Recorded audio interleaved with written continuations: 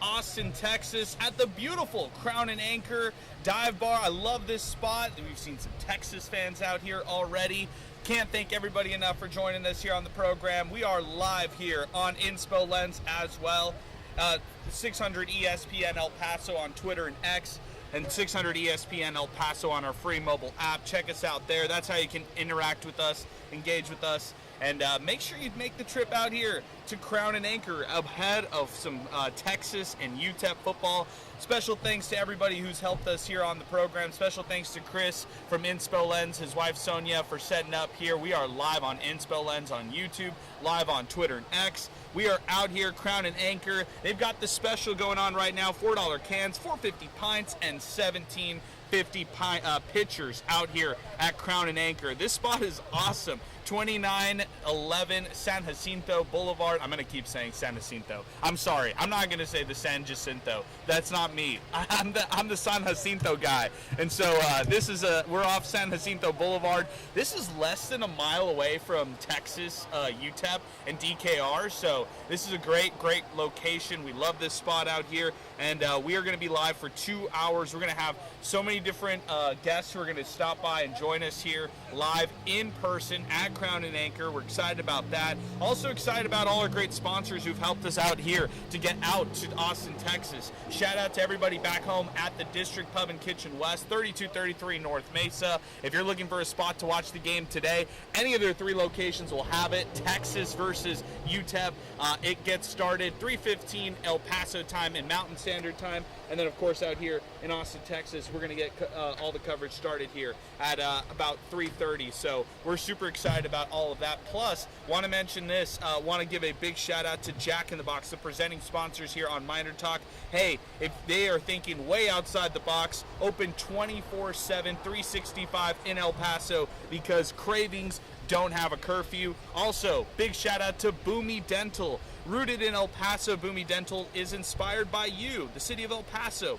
They're your family dentistry with no long wait times, easy booking, and flexible rescheduling because, life happens. Hey, you could also take advantage of their 30% off treatment and cleaning, plus the exam and x-rays for just $99. Mention El Paso Roots when you give them a call, 915-591-2525. Their office is located at 1612 Lee Trevino. Visit boomydental.com or give them a call again, 915-591-2525. I'm rocking the Thomas Adams Apparel hat right now. You could stand out with Thomas Adams Apparel. You could take advantage and buy one of these hats, either the Blue Blaze hat, the We Fence hat, or like I'm wearing, the Orange Swarm hat.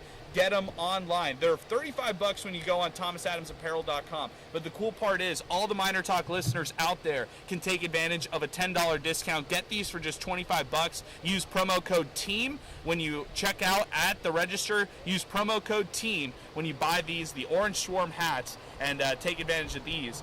They're going on right now, Thomas Adams Apparel. Big shout out to them. And also big shout out to New Start Homes, mobile homes, tiny homes, Las Cruces in El Paso. That's New Start Homes. Big shout out to our great friends out there who are joining us here each and every week as we continue.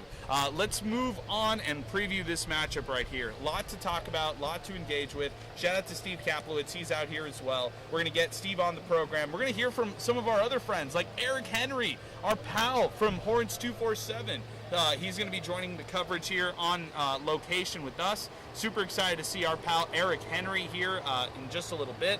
Also excited to see some other people like Corey Mose. Mose Knows joined the podcast earlier this week. It was a lot of fun. And we're going to see Corey stopping by here as well as we continue. We get started here on the MinerTalk pregame show. We're also going to get a chance to talk with possibly Mondo the Monster Medina, voice of the Miners John Teicher, the whole UTEP broadcast. Aaron Price might be stopping by as well. So if we get a chance to see all these guys, that'll be a great opportunity for us here on the MinerTalk pregame show as well. Again, we're live Inspo Lens on Twitter and X. We're live on YouTube as well. And really appreciate our boy JT Money, Jason Tafoya, holding things down back at the River Oaks Property Schoolyard Sports Studio. So appreciate him in a big way. Let's talk about this game. Let's preview this matchup right here, right? So UTEP taking on Texas. The Longhorns, 7th in the country. We'll talk about them in just a little bit. But on the other side with UTEP, they're first in all of college football right now with 11.5 tackles per loss per game. The Miners are second in the country right now in FBS with 23 totals, tackles for losses. I look at this defense for UTEP, and that's one of the things, that's one of the strong points that I'm looking at here moving forward. This is a team right here in the Miners who defensively, that's kind of where they hang their hats on, and that's where I still find that's their strength. That's their best point right now. Defensively, that's where they're standing out. That's what I've really noticed, that they've had a lot of success here early on, and they've done some really good things defensively. And it's about getting in the backfield, blowing up those plays, and getting in for a tackle for loss. That's what I've noticed the best, is that we've seen something really good from that defense early on into the season. Also, UTEP ranking first in Conference USA, 10th across college football in opponent third down conversions. They've held opponents to just converting 6 of 29 on third down. That's less than 25%, less than a quarter of the time they're actually going out there and converting on third down. That's a really good number right there. That's a really good stat. So enjoyed that. Enjoyed hearing what the UTEP defense can do to kind of disrupt things on their side. And then let's switch it over. Other things going on that defensive line. Ashad Hall. That's a name that has really stood out. Who has really stood out over the past couple weeks. He's had 2 sacks over the 2 games so far. Actually, just 2 sacks against Utah State, right? It's tied for most in Conference USA as it stands right now. 4th most in all of college football.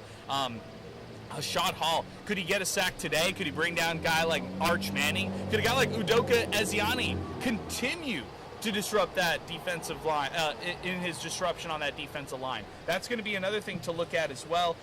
Udoka has been phenomenal over these first 2 games. 5.5 tackles for losses for him. This guy's a beast. He can blow up run plays. He can blow up, other different plays on his side and really make a big impact. So Udoka has been a standout on that D line. He's been a standout pass rusher as well. This is a phenomenal product that UTEP is bringing into the mix and having a ton of success early on into his UTEP career. Another guy to mention on that defense is Micah Davey. I mean, 2 times he goes for double-digit tackles in both games. That's impressive stuff in itself, right? I mean, having the opportunity to see what he could do, seeing what he how disruptive he's been on that offensive line, that's a really good thing to look at as well. So let's definitely key in on those players on defense. Those are the guys who are really standing out for me. Ashad Hall, Udoka Ezeani, and then, of course, like I just mentioned right now, Micah Davey, the linebacker for UTEP. That front seven's deadly for UTEP. I mean, they've stood out in a big way. Head coach Scotty Walden was talking about that in his press conference earlier this week, commending guys like Katie Johnson, commending guys like Ashton Coker, commending, like I mentioned, Ashad Hall.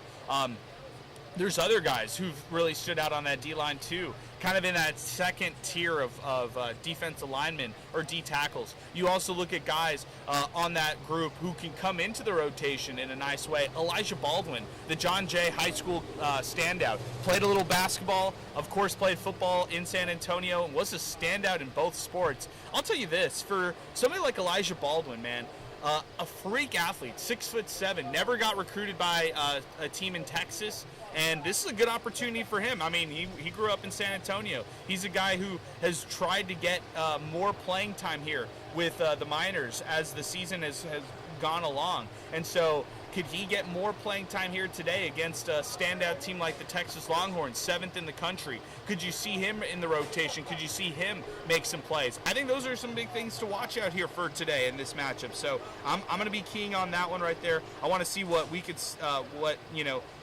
that D-line can do up against an NFL caliber offensive front, right? That's another thing.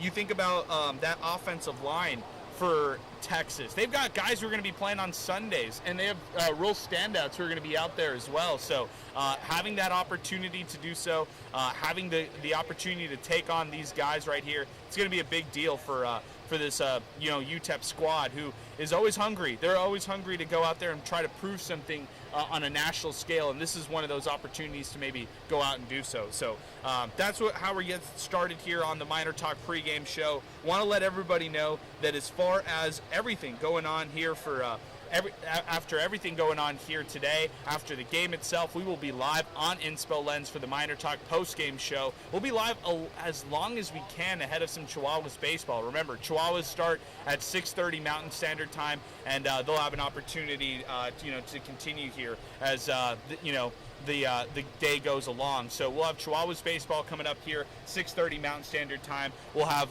MinerTalk all the way up to that. I figure maybe 5:30 to 6:30 is going to be the MinerTalk time if we get on air for 600 ESPN El Paso. If we don't get on air, then we will just be live on Inspo Lens. So make sure to subscribe, Inspo Lens on YouTube, and then of course on Twitter and X as we continue.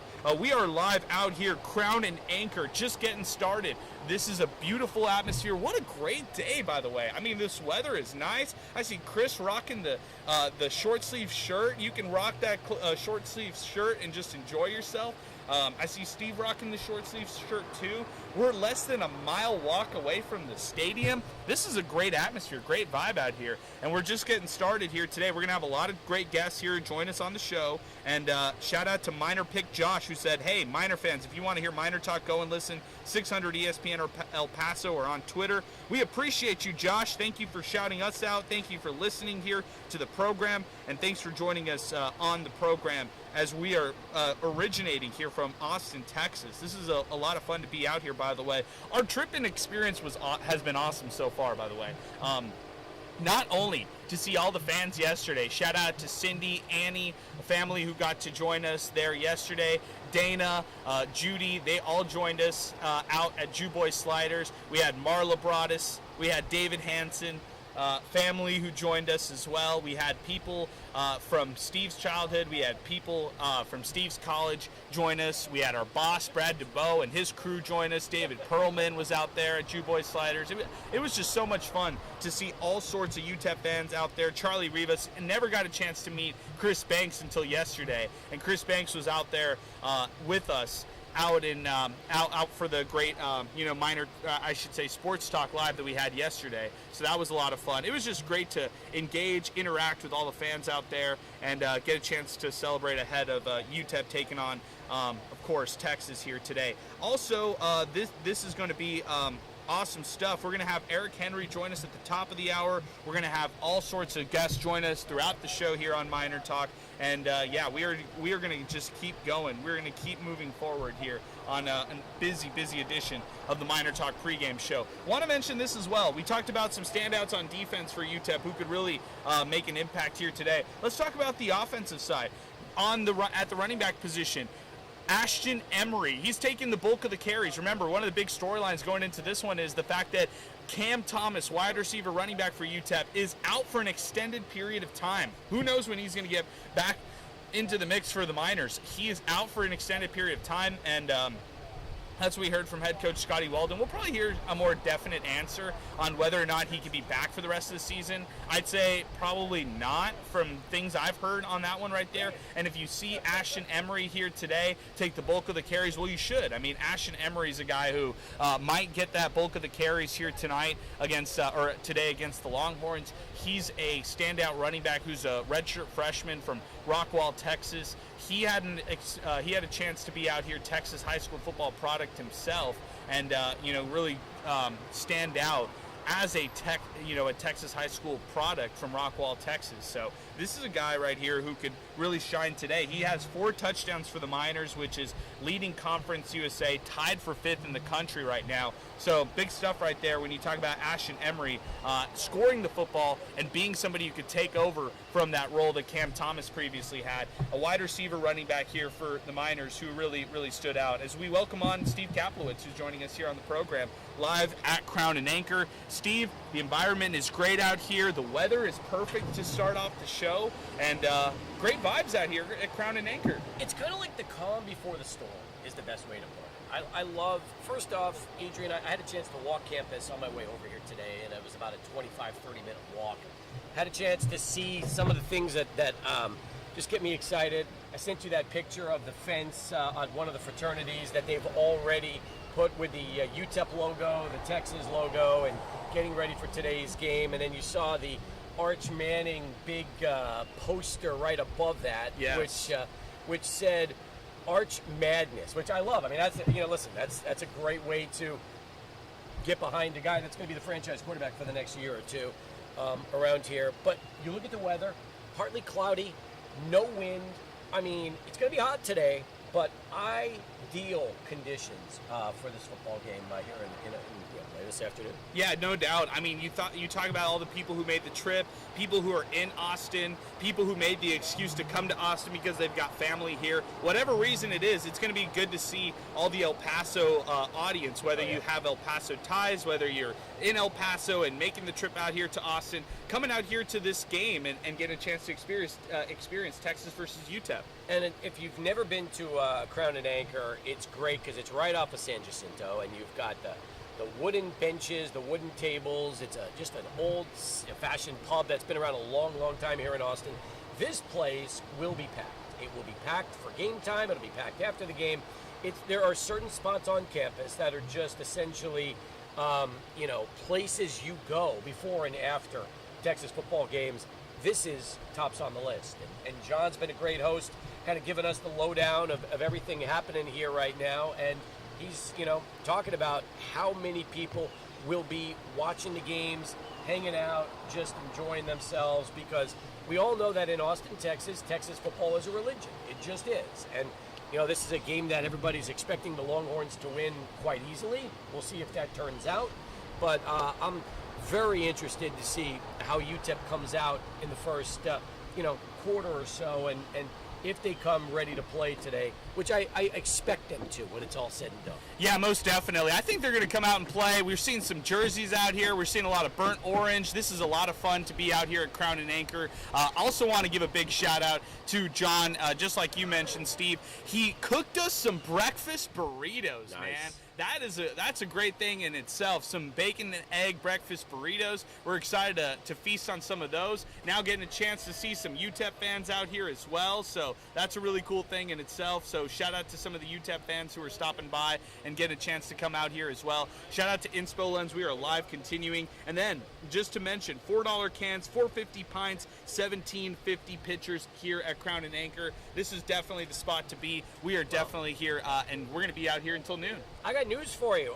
Number 56, that's a game jersey, because that thing is fit exactly like it was back in the day. He's got the Nike logo before they switched up. There you go. And it's perfect. So a lot of cool things. Everybody getting ready for the game. And I like seeing all the UTEP fans starting to make their way in here, because, again, tailgating has probably already started around the campus area. It's going to be going on here at Crown and Anchor before the game and after the game. So chances are, Adrian, we've got people right now from El Paso that are either here for the game or they live here now.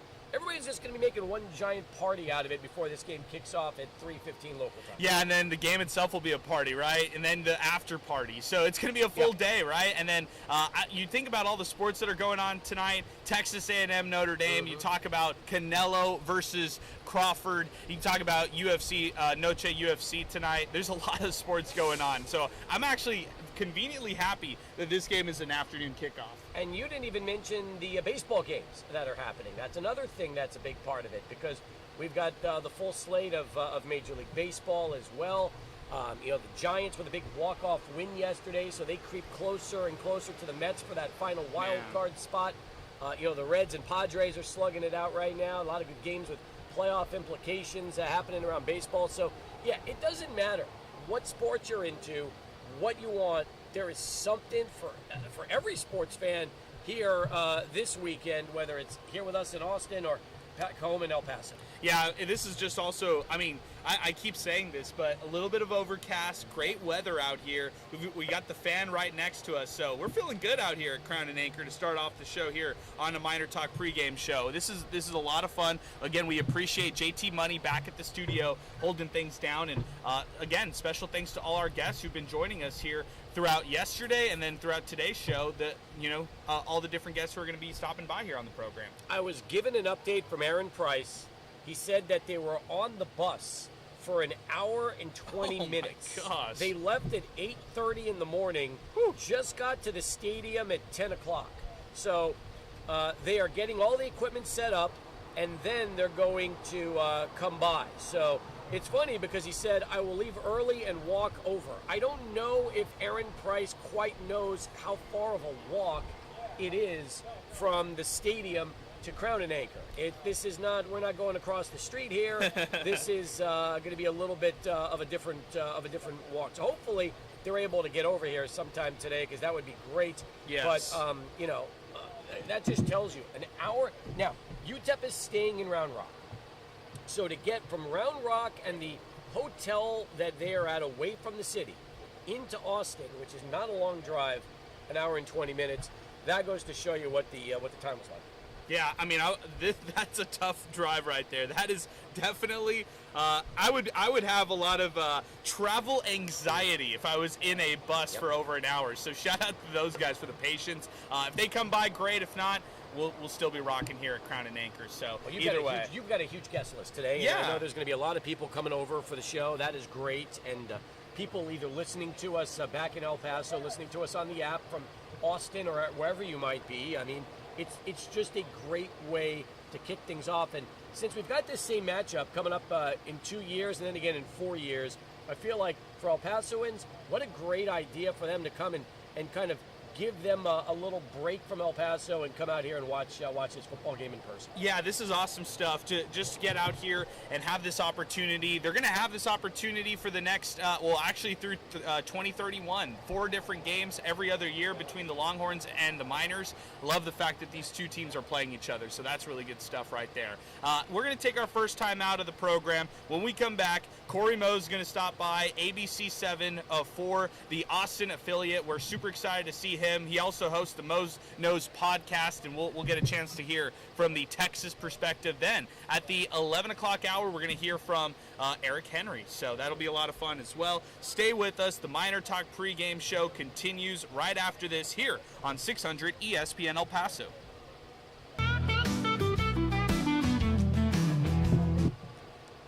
So BP, you know where the Miners be. Tune in when the sun goes down. MinerTalk's the word in town. From the Sun Bowl to the lights, we're talking football every night. Win or lose, we're standing tall. El Paso's pride, we sing it on. MinerTalk, we're keeping it real. Every play, every drill. From the field to the mic, we're all in, ready to strike. El Paso nights, the stars so bright.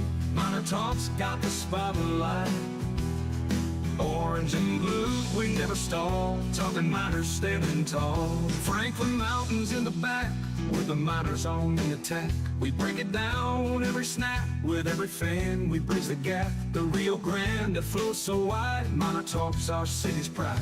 From the lows to the heights, we're here for those game nights. MinerTalk, we're keeping it real. Every play, every drill. From the field to the mic, we're all in, ready to strike. El Paso nights, the stars so bright. MinerTalk's got the spotlight. Orange and blue, we never stall. Talking Miners standing tall.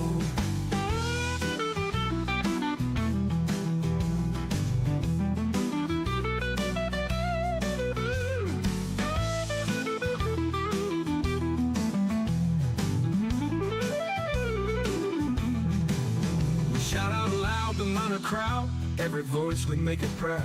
From the heart of El Paso, wherever Miners let them know. MinerTalk, we're keeping it real. Every play, every drill. From the field to the mic, we're all in, ready to strike. El Paso nights, the stars so bright. MinerTalk's got the spotlight. Orange and blue, we never stall. Talking Miners standing tall.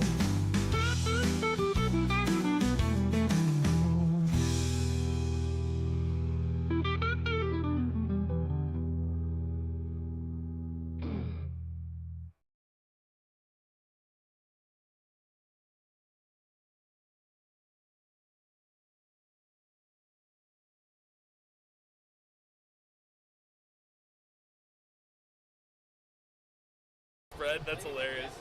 That's so funny. What's up, dude? Yeah, I didn't realize we played Texas State next year.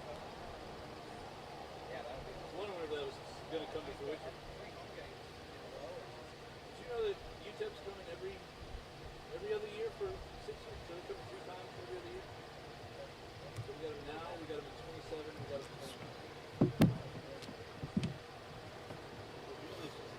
want to talk? What's up?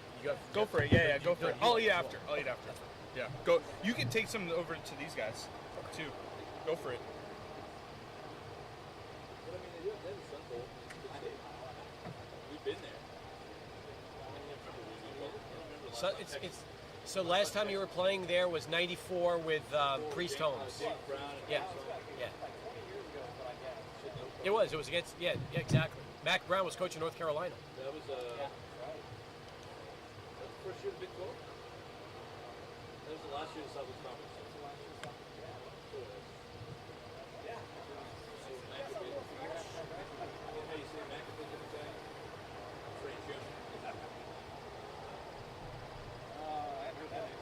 Texas hasn't won on September 13th since 1975. Okay, cool. I'm ready. Really? And it's the anniversary on September 13th. They lost to UCLA 60-63. Around 60. Let's do it, dude.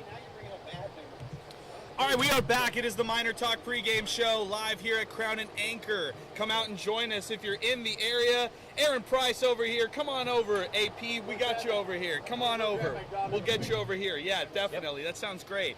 Aaron Price here, color analyst for UTEP football here coming up on our coverage on 95.5 KLAQ. That's coming up here today. Sal Montes will be on the boards for the game itself. And then make sure to check out MinerTalk afterward. 600 ESPN El Paso is where we'll have MinerTalk. But make sure you subscribe to Inspo Lens. Inspo Lens is definitely the spot for us or definitely the spot after the game to watch this one in case we run a little bit late, in case we run into some Chihuahuas baseball. So make sure you are subscribing to Inspo Lens as well. We are out here, Crown and Anchor. The beer specials are going on right now until kickoff. So they've got the $4 cans, $4.50 pints, $17.50 pitchers. We got a chance to see some UTEP fans here, Steve. Yep. And great opportunity for all the UTEP fans to come out here as well. John just told me a very interesting piece of Texas trivia.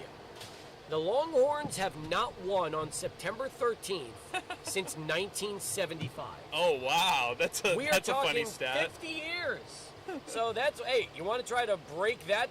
Yes. We'll have UTEP on the schedule and see if we can get in the W column for the first time in 50 years. That is a crazy stat, but that is something that's also very apparent. And I'm just happy AP is here. He came with his daughter, and they're getting ready to take this one in as well. Yeah, that's awesome stuff. It's great to see Aaron Price out here. Great to be out here as well, just period. So this will be a lot of fun. So we'll get a chance to see AP here and join us for just a little bit. We're not going to take too much of his time here today because he's a busy guy and he's got a busy day ahead. And he's got family here with us as well. But AP, it's great to see you as always. AP and AB, I think there's a podcast or something in the works for something like that. What do you think about that? I think it would be a great idea. AP and AB, that sounds good to me. How are you doing, man? How are you taking in Austin, Texas out here in the beautiful 512? Well, I'll let you know. It's a little bit different than El Paso, a little bit muggier. Yeah? I just walked from the stadium. It was with Teicher. Okay. And up in the box, and I just walked over here. And about a 10, 15-minute walk, but, you start sweating a little bit easier out here. So Okay. It's not as bad as it was. What, it's 2009 when we played here? Yes. Oh, my gosh. 2009, 2016, 2020, and Corey Mose is joining us as well. What's poppin'? It's great to see you. ABC Austin, who's joining us as well. So we got great guests already, AP. So AP is the color analyst for UTEP Radio. What's up, man? Former coach for the Miners as well. Oh. Yeah, 13. Put 2 different stints in, 13 years with the Miners. So I feel like I haven't left. It's been 21 years. I've lived in El Paso. So You just can't get away, can't get away, can't get enough. And this Walden area is going to be great, to watch. And we're really excited. We got a lot of good things going on, and so it's great to be a part of it. I was asked by Teicher to help along with the color, being in the athletic department now and raise money for NIL strategy and doing the things. And so I get to work with players and coaches and the athletic department. So Can I ask you something? Yep. Okay, so Mac Brown is still around the program. Oh, yeah. Out here, and so he comes to practice and stuff like that. And I've chopped it up with him a couple of times, and he mentioned I just can't get away. He's not coaching, but he still has the itch. And Yep. so when you're out there at practice, do you still have the itch? Do you still kind of like feel it a little bit about not blowing the whistle or yelling at guys no more? No, it's really hard, and the funny thing is you don't stop dreaming. So every night I have coaching, don't have my playbook with me, don't have my call sheet with me, show up late for the bus, do something wrong in practice. So, it never stops. So my dad coached for 45 years, and I mean, he's doing the same. So Wow. he's good friends with Mac, and so they talk about all the things, and they never get enough. They don't stop, and it's just in your blood. It's a lifeline. You know what I mean? AP, what do you remember about DKR? Give me a couple memories that you have, whether you were coaching there or whether you had the opportunity to watch from afar, watch from the booth itself. So give me some of the memories that you have out here. So, the 2009 game, I think was the last time I was here, and it was Colt McCoy, number 1 ranked Texas against UTEP, and we came in. We just wanted to represent and play well and get out of there. And yeah, I think it was 185 degrees. Our trainer, in fact, got heat exhaustion before the game. She got taken to the emergency room. I mean, people on both sides were falling out left and right. And then we picked off the first pass of the game. And pick 6. Colt threw an out route and pick 6, and it was 7-0 UTEP. But it wasn't for long because they returned a 108-yard kickoff and then the ensuing kickoff, and then it was all downhill from there. 65-7 was the final. You got the 7 though. Yeah, the funny part was about mid-third quarter, might have been right at the third quarter, fourth quarter change. I was in the box calling plays, and I said, guys, I'm coming down. I think it was like 58-7 right at that point, and I said, I'm coming down. I'm going to come down the sidelines. Everybody said, yeah, come on. So I got in the elevator, and I don't know, I took a wrong turn. And I ended up in the concourse, and then I was trying to get through the concourse to the locker room. Found the locker room door, was banging on it, couldn't get in, so I had to go around. I went downstairs. The game's going on still. And I don't know who's calling plays, but it didn't matter at that point. So I hightailed it back up, and then finally I said, you know what? I'm just going to walk through the stands. And so here I come down. I'm walking through the stands. I have my play call sheet in my hand and my UTEP gear on, and all the fans started cheering. Goes, oh, Coach, glad you made it. Finally. Maybe we'll get some play calls now. Wow. They have been doing it the whole time. So I said, yeah, that's fitting. Thanks. I appreciate it. So that was, it was exciting. It was a fun time for us, but we lost a lot of players that week, and the next week we had to play Houston, who's number 12th ranked in the country, and we ended up beating them at home. So it was a good 7-day reminder that you never know what's going to happen in the next game. So Hey, Case Keenum. Was that Case Keenum? Yeah, Okay. definitely. Shout out, Coop. So, Corey, the cool part about UTEP is, and his dad and Mike Price, somehow, some way, they convinced Texas to come play in El Paso. And still the largest crowd ever in Sun Bowl history, UTEP football history, program history. What do you remember about that game? Just a year before that, same. It was also Colt McCoy leading that Texas Longhorn squad that year. Yeah, that was a really, really nice gesture. It was because of Mac Brown and my father's relationship. And Mac said, "Yeah, we'll come play you. That's fine. We'll schedule." And then it came to the Sun Bowl, and I just remember all the fans that came out, the people on the hill, the people on the edge. They oversold, and they had standing room only tickets. They had people in the tunnel, and I mean it was over 53,000 in the Sun Bowl. And we played a really good game. We had about 450 yards, I think, total offense, and so it was a lot of fun. Trevor Vitito and the boys really came out. The rest for like 160 yards and the number 1 defense in the nation. I think that's why they kind of took it out of us in the next year. But the funny thing about that is we had the once in a lifetime like locust storm came through El Paso like a week before the game, and they all died in the stadium during the concourse, and they were everywhere. Yeah. And big, huge locusts, and so they had to clean those things up. I mean, there was garbage cans full of those things. That's and it was disgusting. all over. So our president, Natalie Show, she was super worried about how it was going to look because it was, such a great media representation for us. And so Get it. That was, a few days before the game. Here we are cleaning up 24 hours in advance. I love it. Hey, Corey, I appreciate you joining us, and we got AP as well with us here on the program on the MinerTalk pregame show. Corey, you tell us, was the switch just flipped when Texas moved to the SEC here in Austin as far as fandom, as far as experience, as far as everything goes? How do you describe that? I think it was kind of a flip of a switch, maybe, but remember the last year in the Big 12, Texas won.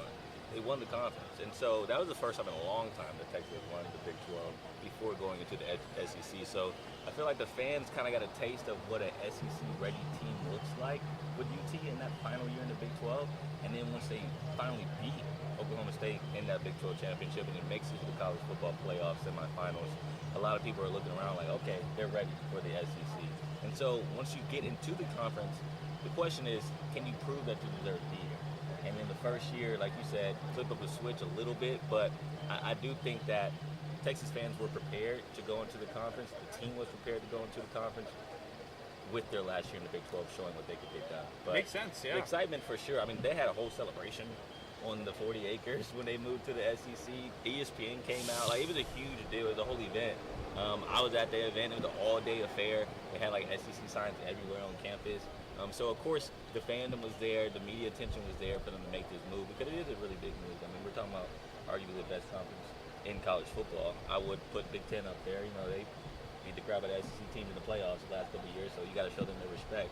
But, yeah, when it comes to the SEC and Texas being here, it's been cool to see them not just come in here, but kind of take over a little bit. Yeah, I've seen that too. I mean, in AP, I'll bring you back on this one right here. UTEP's making the transition to the Mountain West. There's been a lot. I mean, the interest in UTEP sports has been at all-time high. You could talk about recruiting. You could talk about a new coach. You could talk about all those things. But the fact is, UTEP's going to be moving away from Conference USA, a league that right now doesn't make any geographic sense. Going into the Mountain West, maybe at a smaller scale, fans could have some kind of relation to what UT fans are experiencing in this current transition from the Big 12 to the SEC. Yeah, no doubt. And Conference USA has been great to UTEP. And when we got into it, it was 2005 when we got in it. Conference USA was a completely different landscape. Yeah. And there was years where we played 4 or 5 ranked teams in a row that were in Conference USA, and it evolved, and people moved in and moved out, and I think we outlived our time there. The conference has been great, phenomenal for us, but now moving in the new era of football that we're in, the new Mountain West is so much more fitted for us, and we're taking a big jump. We're moving up. We're doing a lot of new things. We've gotten renovations of their locker rooms, and the soccer locker rooms, and the volleyball locker rooms, and the game day locker rooms, and so there's a big jump in the monetary value that we're going to have. Sure.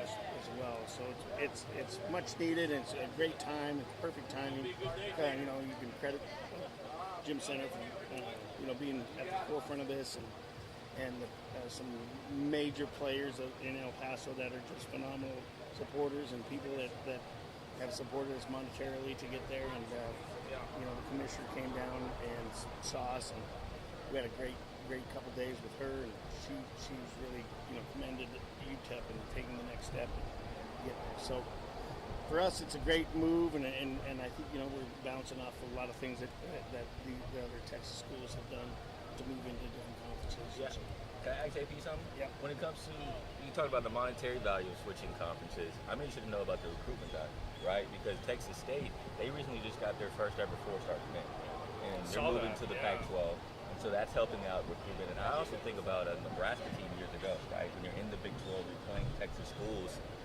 When they left the Big 12, they stopped getting Texas games. It's just simple as that. They weren't playing Texas schools, so now they weren't able to recruit in the state. So how does moving conferences and maybe the geographical effects of that when it comes to recruiting, depending on who you're playing? I think that's an interesting question, because when you move into different conferences and you're playing in a different area, a lot of times there's different recruiting areas pop open. Mm-hmm. We've been a long time Southern California recruiting team. Coach Walden has come in and done a phenomenal job in Texas, and he's he's kind of cornered the market on high school kids. We signed more in the last 2 years. We signed more Texas high school players than any Texas school.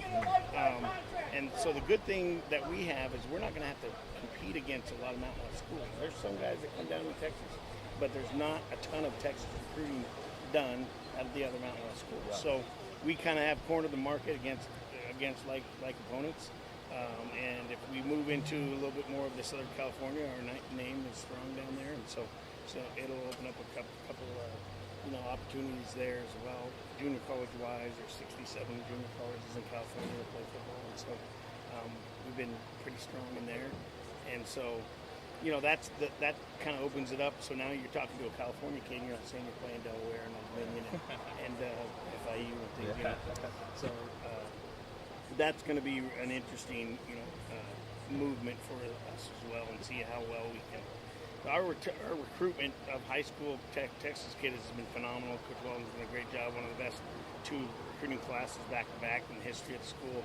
And moving into the Mountain West, we'll see how we retain the Texas kids and see how well we can do with continuing to keep it. Aaron Price, thank you so much for joining us. Final words here today. You preview this game, Texas, UTEP. Give me the UTEP perspective and give me a quick preview on this one in your eyes before we let you go. And we'll continue after the break a little bit more with Corey here before the top of the hour. So you give us your preview here between the Miners and the Longhorns. There's one of the most explosive teams in college football is Texas Longhorns right now, and their youth is shown in the last couple of games because they've had some missteps, but they put it together in the next few games here. It's going to be really, really crazy to watch how good they can be.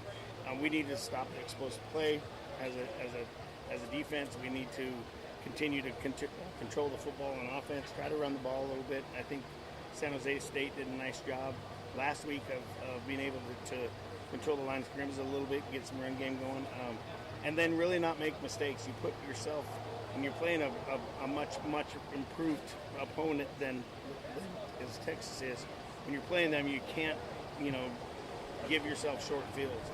And as you're watching the other games, and people key off of short fields, and so you turn the ball over in your own area, you're fumbling, you're giving up sacks, you're giving up penalties.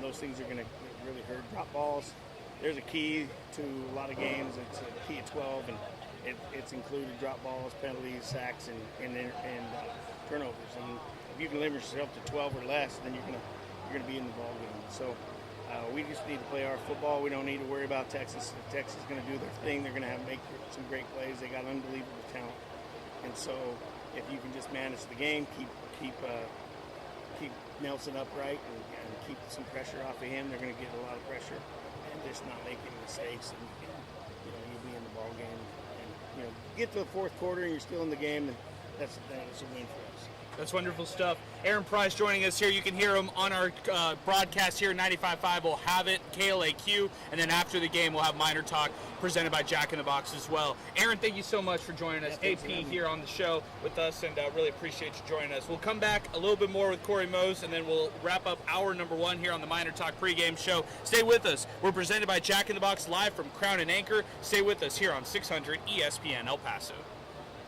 Woo! The blessing. Cruising down the streets of BP, you know where the Miners be. Tune in when the sun goes down, MinerTalk's the word of town. From the Sun Bowl to the lights, we're talking football every night. Win or lose, we're standing tall, El Paso's pride, we've seen it all. MinerTalk, we're keeping it real, every play, every drill. From the field to the mic, we're all in, ready to strike. El Paso nights, the stars so bright. MinerTalk's got the spotlight. Orange and blue, we never stall. Talking Miners standing tall. Franklin Mountains in the back, with the Miners on the attack. We break it down every snap. With every fan, we bridge the gap. The Rio Grande that flows so wide. MinerTalk's our city's pride. From the lows to the heights, we're here for those game nights. MinerTalk, we're keeping it real. Every play, every drill. From the field to the mic, we're all in, ready to strike. El Paso nights, the stars so bright. MinerTalk's got the spotlight. Orange and blue, we never stall, talking Miners, standing tall.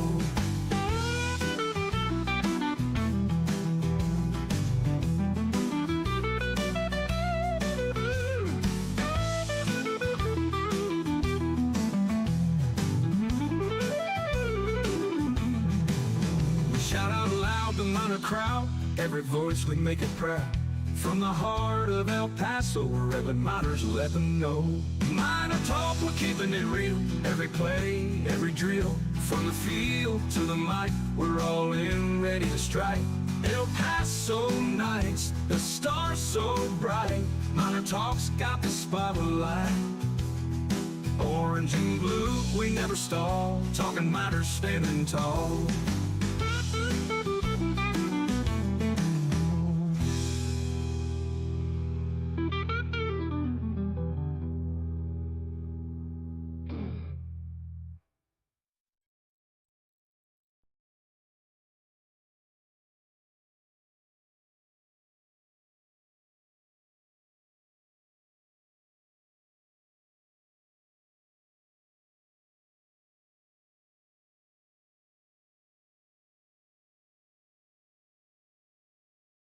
Oh, yeah, fresh. So Yeah. fresh in the So mix. Yeah. we had an Yeah. ex-player Yeah. that's been doing it the last few years. Yeah.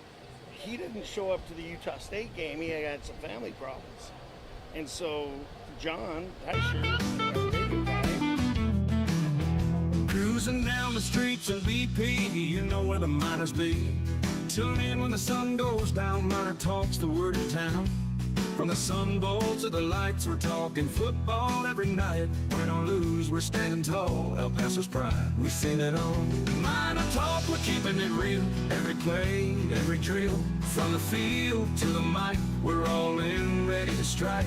El Paso nights, the stars so bright. MinerTalk's got the spotlight.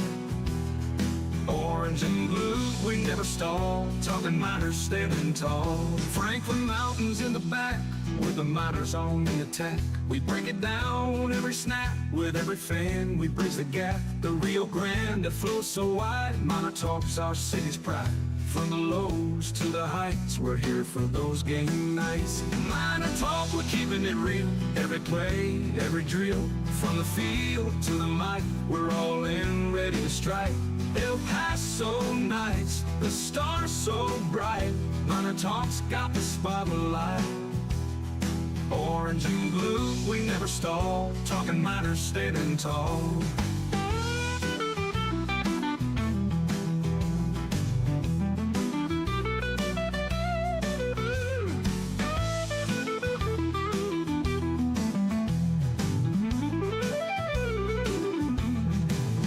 Shout out loud, the Miner crowd, every voice we make it proud. From the heart of El Paso, wherever Miners let them know. MinerTalk, we're keeping it real. Every play, every drill. From the field to the mic, we're all in, ready to strike. El Paso nights, the stars so bright. MinerTalk's got the spotlight. Orange and blue, we never stall. Talking Miners, standing tall.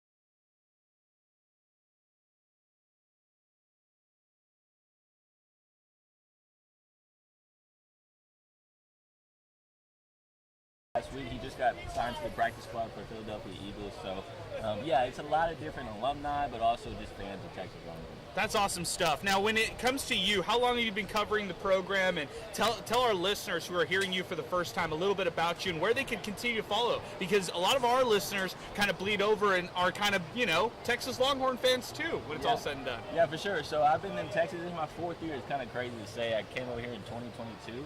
I started out in West Texas, though. So, I know a little bit about El Paso because I covered Midland, Odessa. Okay. So Yes. I was in Midland, Odessa for 2.5 years, and so of course we already know by district rounds the Midland and Odessa schools play El Paso schools, and so I'm kind of familiar with all the El Paso high schools out there. And so we covered Midland, Odessa for about 2.5 years. Austin saw my stuff online, literally on social media, and then my boss DM'd me and was like, "Hey, how much longer you got on your contract?" I said, "Hey, look, you can take me now. If you want, you talking about coming to Austin? Yeah, I'm coming." So they offered me a contract basically through a DM. And so to check my socials, it's Corey Mose, CORYMOSE. You can find me honestly anywhere. It's a very unique last name, so not a lot of people have it. So thankfully, you can just find me pretty easily just with my name. Okay, so we got a mix over here. We got the UTEP fans who are out here. We got the Texas fans who are out here as well. Give us your thoughts. I mean, just a full palette as far as two different fan bases out here in the 512. Yeah, it's funny because I've talked to a couple UTEP fans throughout the week, and they're just so excited for y'all to be here. I mean, I think that's really cool about just the excitement to see their team in action in person. But I feel like, with UTEP fans, AP was just kind of talking about it, just a laid-back culture out there in West Texas. I kind of miss it out there in Midland, Odessa. I've talked to people all the time saying how busy Austin is, and I think it goes into the fandom as well. I feel like UTEP fans are very laid-back and very realistic. You know what I'm saying? I like that as well. Yeah. UT fans, not the same. Rowdy, unrealistic, kind of like Cowboys fans. I think you mentioned that during the podcast earlier this week. And you're totally right. Like, they think they should win the national championship every year, and it's just like, hey, let's tone it down. It's hard. It's hard to win a championship. There's a reason why you haven't won it since 2005. Well, so the funny thing is UTEP fans can also sympathize with the fact that like hunger and then kind of like the desire and also that feeling when things don't go your way, just feeling like feeling a flat feeling like, wow, a woe is me kind of feeling. So they feel it because they're Cowboy fans, so they get their hopes. Cowboy fans, so they feel it because or whatever that might look like too, and then they kind of get let down as well. So as far as UTEP fans, they can kind of relate to that sympathy of, hey, not necessarily being atop the mountain, but trying to climb up the mountain, and when all the fans buy in, maybe not necessarily getting to that highest point right there. But I think the also unique thing too within the two fan bases is that both of these cities, this is the pinnacle. Yes, football, that's true. And so in Austin, when the Longhorns aren't good, this whole city feels dead. True. Now, mind you, Adrian, there's a whole MLS game going on tonight at 7 o'clock for Austin FC. You haven't heard anything about it. And so that should kind of tell you who is the top dog in this city. And that's a pro team that we're talking about. Very true. And so I think that's the biggest difference that a lot of people don't understand when you come to Austin. It is Longhorn country or nothing. And so I think in El Paso is the same way. It's Miner country or nothing. And so when the teams are good, the city's good. When the teams are bad, you can feel the vibe in the cities when you walk and talk to people. Yeah, I hear that. I hear that completely. I'd also say as far as Longhorn fans goes, expectations are every single year. National championship, raise a banner, or bust. Yeah. And that's a bit of a bummer right there. It's unfair. And it is unfair. And who kind of takes the brunt of all of that right there is usually the quarterback. Last year was Ewers. This year it's Arch Manning. How realistic should Texas fans be when it comes to Arch Manning, and how realistic should fans be when it comes to, even somebody like Malachi Nelson, when you're talking about these guys making only their third career start? Yeah, I think it's been tough all offseason because you just see all these people hyping up Arch Manning about who he should be as a quarterback. His first start, he already has 2 stars underneath his belt, so he should be ready. It's like, what are you talking about? 2 stars? That's all you're going to account for? And now he should be the guy, and he should be throwing for 5 touchdowns every single game. That's ridiculous. Let's remember, he's only 21 years old. He has a long way to go. Just like Malachi Nelson, he's bounced around in different programs. And it's like, at a certain point, you have to give these dudes time to develop. It's not like it's not like the NFL in the sense of you can wait a year and then kind of be ready because these coordinators are so good. I think I want to compare it to like J.J. McCarthy last Monday, right? He was able to sit for a whole year behind a head coach in Kevin O'Connell who was just brilliant with scheming up plays and making it easy with a quarterback. Not saying Steve Sarkisian can't do that because he's known to do that. But at the end of the day, J.J. McCarthy is an NFL pro athlete, and Arch Manning is a 21-year-old who just came out by here. So we need to give him time to develop, and once we give him that time, then let's see what the full story is written about Arch Manning once this chapter is over. Corey, it's so great to see you. So great to meet you in person. Yeah. We got to do this again. Do it in 2 years for sure. I'm already booking it. Crown and Anchor in 2027. We're already booking it right there. Along with Inspo Lens, we're live on Twitter and X. We're live on YouTube. We're live back home at 600 ESPN El Paso. And wherever you're listening to us right now in our 600 ESPN El Paso mobile app, I just appreciate you for stopping by, man. Thank you so much. This was hella fun, bro. Anytime you want me to come through, let me know, dog. Definitely. Corey Mose, one more time, let everybody know where to follow you and where they can check out all your great work with ABC here in Austin. Yeah, or Twitter or X, whatever you want to call it, Corey_Mose, CORYMOSE. Instagram, Corey Mose TV. TikTok, same thing. I'm trying to do everything, bro. Facebook, all of it, all the social. Are you getting into the gambling yet? I dabble. Okay. I dabble all a right. little bit. Then we might have to collab. I placed a couple today, so yeah. Everybody out there in the gambling world wants people like you and me to endorse some of their products. So Yeah. we got to connect. We got to collaborate. And shout out to Prize Pick. Shout out to Cut. So yeah, definitely, man. Yeah. Appreciate you, Corey, as always, man. Thank you for weighing in. All right, we're gonna take a break right now. When we come back, John Teicher, voice of the Miners, and Mondo the Monster Medina, sidelines for UTEP. They're both here in the building. We're going to hear from both of them here in just a bit. Join us, Crown and Anchor, Austin, Texas. We are live. MinerTalk pregame show continues after this on 600 ESPN El Paso. We'll be right back, Jason. We'll get ready to go. You're crushing it right now. That was awesome, man. Cruising down the streets of BP, you know where the Miners be. Tune in when the sun goes down, MinerTalk's the word of town.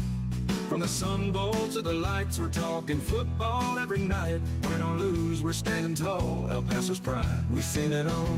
MinerTalk, we're keeping it real, every play, every drill. From the field to the mic, we're all in, ready to strike. El Paso nights, the stars so bright. MinerTalk's got the spotlight. Orange and blue, we never stall. Talking Miners standing tall.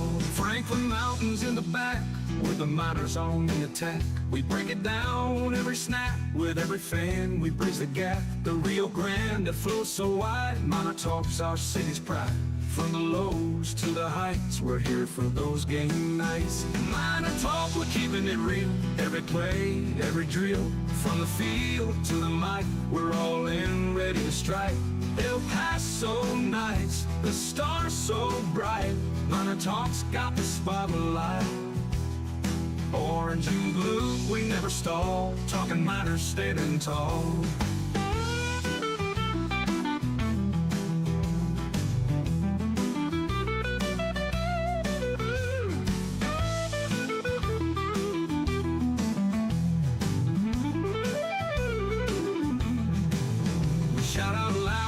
Crowd, every voice we make it proud. From the heart of El Paso, wherever Miners let them know. MinerTalk, we're keeping it real, every play, every drill. From the field to the mic, we're all in, ready to strike. El Paso nights, the stars so bright. MinerTalk's got the spotlight. Orange and blue, we never stall. Talking Miners standing tall.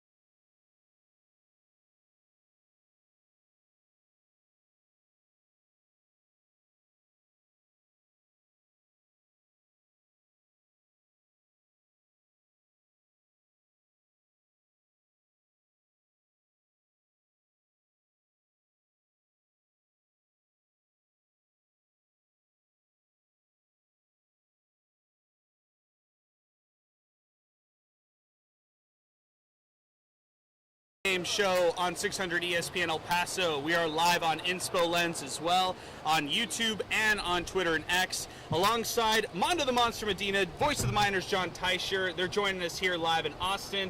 Fellas, thank you so much for joining us here today. Thank you for having us. Fun. This is fun setup. Nice setup.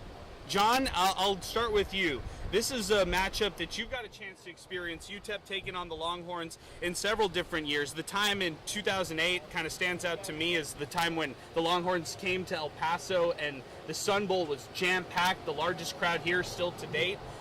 In that matchup, Mac Brown coming to town against Mike Price at the time, that was so big. You look back to the 2016 matchup when Aaron Jones broke away for that 51-yard rushing score against the Longhorns at the time and really got to put his name on the map. How do you recall this series, and how much value do you see in this matchup right here? I think it's a good game for UTEP to play, and we're going to play it, I guess, 3 times in the next 5 years, counting this one. 2 University of Texas state institutions. I think it's important for UTEP when they can to play elsewhere in Texas because Scotty Walden and frankly whomever is at the head of the program is always going to recruit the state of Texas heavily. So I think it's important to play as often as you can in the Lone Star State. So I think this is a good game for the Miners to play. Mondo, you have an opportunity to see this squad right here, and you think about it. Only Malachi Nelson was recruited by the Longhorns, so for everybody else, it's a chance to shine in front of a school that didn't recruit them. Yeah, it's one thing to show your talents. You know, sometimes these kids don't get recruited to some of these schools and go out there and prove something to the people that they didn't think you're good enough to be this type of program. So it's a great opportunity for all these minors. You know, for everybody out there, for also the people who make the trip out to Austin, it's a great place to congregate too in Austin, Texas, not too far. There's a lot of El Paso transplants who live here in Austin, Texas as well. Yeah, no question about it. And of course, anyone from Austin, Houston, can certainly come up and watch the game. And we've seen this whenever we've traveled throughout Texas, when SMU was part of Conference USA, Rice, UTSA, the University of Houston.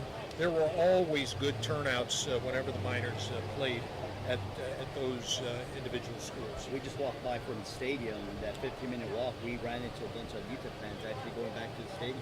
Wow, that's really cool stuff in itself. And I've already seen some UTEP jerseys. I've seen some UTEP fans out here. We got a chance to interact with people who said, well, I've got family who lives here, so this is an excuse to make the trip, make that vacation this weekend, and then get a chance to watch some UTEP versus Texas football here this afternoon. Again, another reason why it's important that the Miners, when they have the opportunity, play the Longhorns or anyone in this part of the state. So I was just talking to Corey Mose right now, who covers the Longhorns for ABC out here in Austin. He was telling Longhorn fans they've got to temper their expectations in only 3 starts for Arch Manning. You could kind of relate that same thing to Malachi Nelson, who's only made his 3rd start. A ton of upside for a quarterback like him. John, you had him on the coaches show this past week. What'd you kind of see from Malachi, or hear from Malachi Nelson on that show, and his maturity and how it's kind of growing week over week? Well, I think he's got an uncommon poise, and I saw a lot of growth in him from the spring to the fall, and even from the beginning of fall camp to the end of fall camp. You could tell when you watch somebody every day, you can tell when their confidence grows, and you could see it in Malachi Nelson, and I think he kind of peaked towards the end of camp, and obviously won the job the next to last week of camp. But you know, I think that Malachi's been put in some situations that not a lot of people maybe in his situation encounter because of his lofty status, and I think he's learned from it, and I think it served him well. On the CBS broadcast, Mondo, they said that, you know, communication was a thing in that first game between Malachi Nelson and Scotty Walden.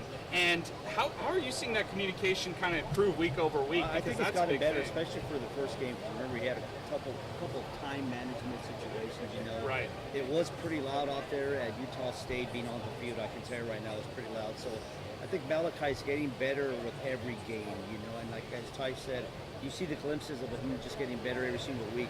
Every pass he completes, every touchdown that he throws, that confidence is just rising. Now he's going to face a tough task here tonight, so I'm very curious to see how he's going to respond with over 100,000 people in that stadium later on this afternoon.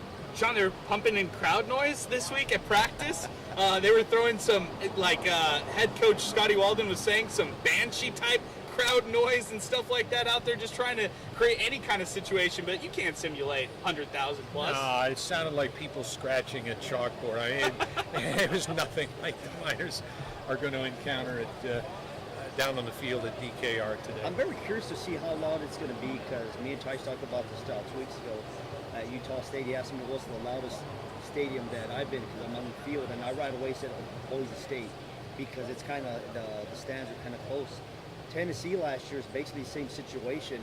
Here at Texas, it's more open. When you get to the stadium, Adrian, you're going to see it's more open-ended. So I wonder how that sound is going to transmit onto the field. So I don't think it's going to be loud, make no mistake, but I don't think it's going to be louder than Boise State or Tennessee last year. We'll talk a couple more storylines with you guys. Ashton Emery and Hashawn Wilson look to be kind of the prime 1-2 punch at the running back position right now, because Cam Thomas, the wide receiver running back, is out for what Scotty Walden said is an extended period of time. What can you guys tell us about what you noticed from Ashton Emery in that this kind of first overall start that you saw this past week against Tennessee Martin? Well, you look at Ashton, and he doesn't look like a big back, but he actually is close to 210 pounds.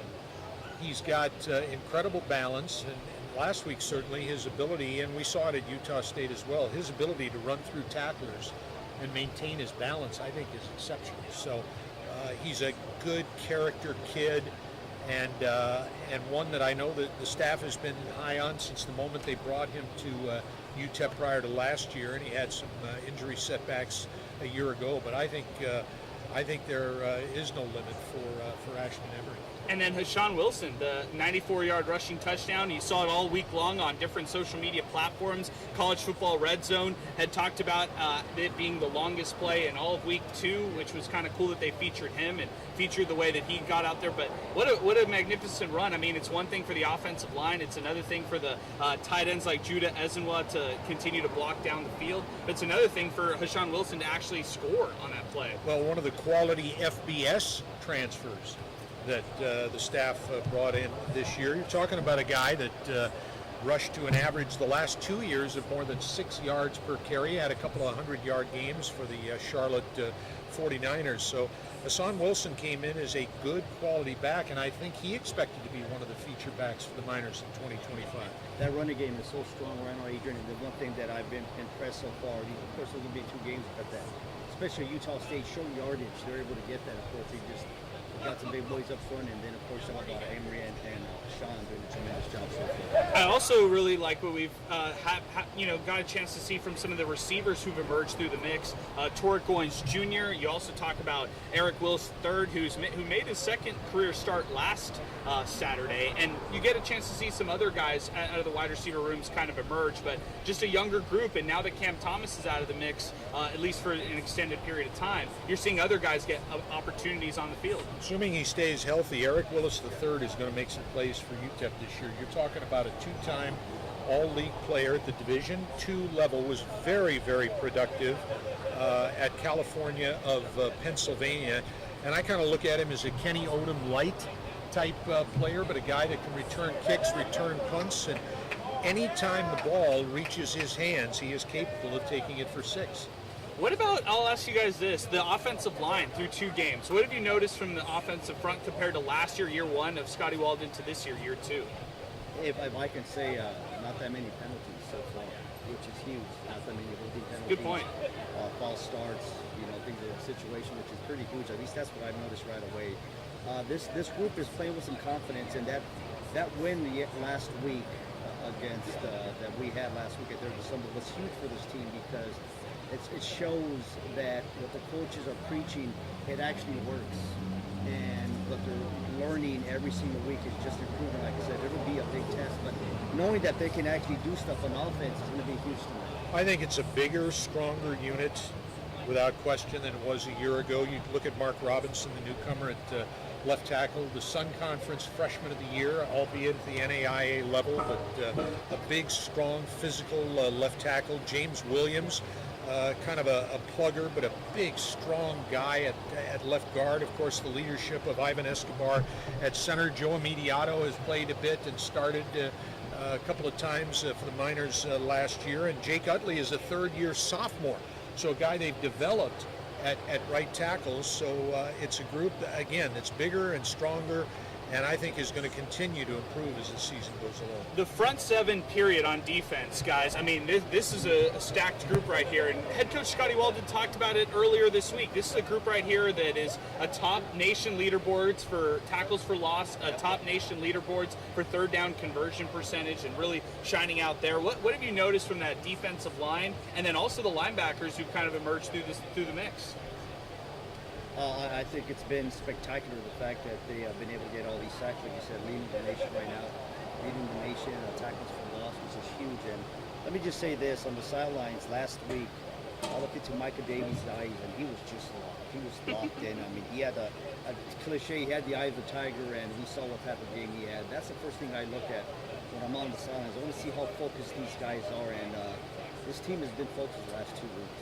I've been very impressed more than anything defensively the first 2 games of the year with UTEP's ability to control the running game. And I've always said that defensively, if you can control the opponent's running game, you've got a chance to be a productive and very good unit. And the Miners' ability to do that has been terrific. And again, they brought in some producers from lower levels. For instance, Ashad Hall, who was an HBCU All-American, had 11 sacks, 14 tackles for loss last year at South Carolina State. Tyler Scott came in from the FBS level at Kennesaw State, does a nice job plugging up the middle. Udoka Izani has been all over the place, so active the first 2 weeks. And of course, K.D. Johnson, the Wiley veteran, provides a great deal of leadership up front. Plus that linebacking crew with Davey, Rudolph, Schufelt, along with Hawkins and Jaden Wilson, the Austin High School product, is maybe the best group of linebackers that UTEP's had in many years. Voice of the Miners, John Teicher, along with sideline reporter Mondo the Monster Medina. You can catch all their coverage coming up. The pregame show, 95.5 KLAQ, 1:15 Mountain Standard Time, where you're listening to us right now in El Paso, and then kickoff set for 2:15 here in Austin, Texas. Of course, you can hear us 95.5 KLAQ. Download the KLAQ app.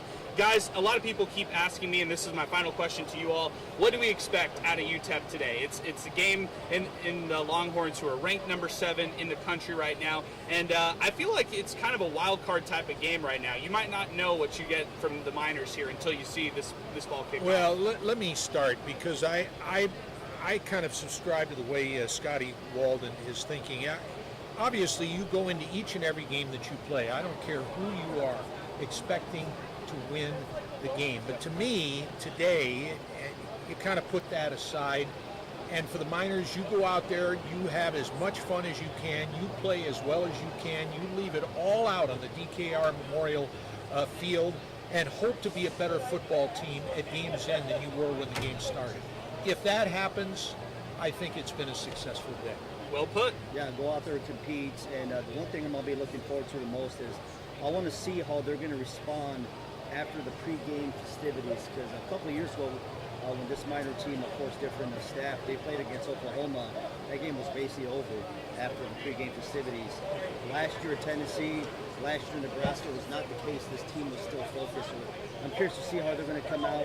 As Ty said, go out there, compete, enjoy the moment, go out there and have some fun. You know, for most of these guys, like the only time they get to experience something like this when they're playing like the college video game, but they're actually going to be out there doing this stuff. So just go out there and compete. More importantly, stay healthy and show people when we get to Conference USA play, hey, we're for real. That's awesome stuff. Guys, Mondo, John, thank you all so much for joining us. Really appreciate you guys stopping by here, Crown and Anchor. Thanks, Adrian. Good job. Appreciate you. Thank you very much. Let's keep it going. We're going to take a timeout right now. When we come back, Eric Henry out here, Horns 247, as we continue live on Inspo Lens, live in El Paso on 600 ESPN El Paso. All right. Wonderful, guys. Nice really job. Appreciate it. Appreciate you, Thank buddy. you, guys. Really appreciate it. My pleasure. Thank you, guys. Have fun, man. If you guys Good want job. a burrito, take one on the way out. I'm good. Do it. Is it meat or is it? Bacon and egg. Oh, no, I will not. They're called breakfast tacos. Breakfast taco. Breakfast taco.